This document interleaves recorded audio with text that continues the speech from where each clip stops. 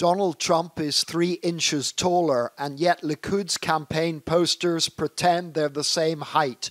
Proof that this election is all about the perceived stature of Benjamin Netanyahu. To his supporters, he's Mr. Security. To his detractors, he's a bigot who's thrived on division.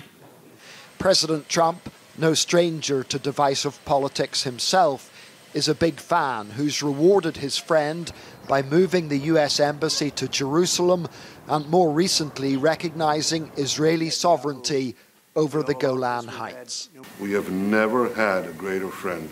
Now Mr. Netanyahu says he's also going to annex Jewish settlements in the West Bank, burying the idea this territory is Palestine in waiting. But for all his stridency, Mr. Netanyahu faces a big problem. Israel's Attorney General is poised to bring corruption charges against him.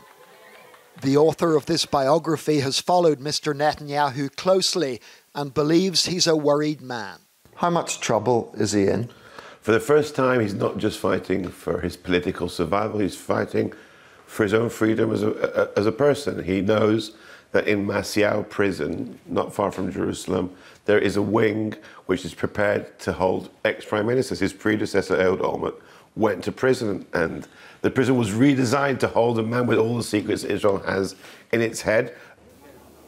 The big challenger in this election is Benny Gantz, a former army chief of staff. He's running on not being Netanyahu and on being the commander responsible for hard-hitting tactics during the last Gaza war. For their part, the Palestinians are watching this election with no sense of anticipation whatsoever. And very clearly the competition is based on who can be more hardline, more brutal, more right-wing, and more ruthless when it comes to the Palestinians.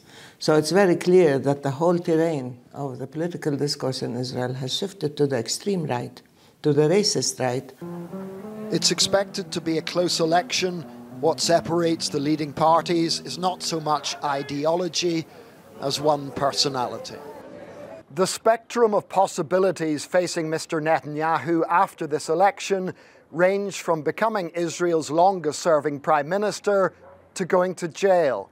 It depends on which part of the electorate prevails, those who've had enough of him or those who can't get enough of him.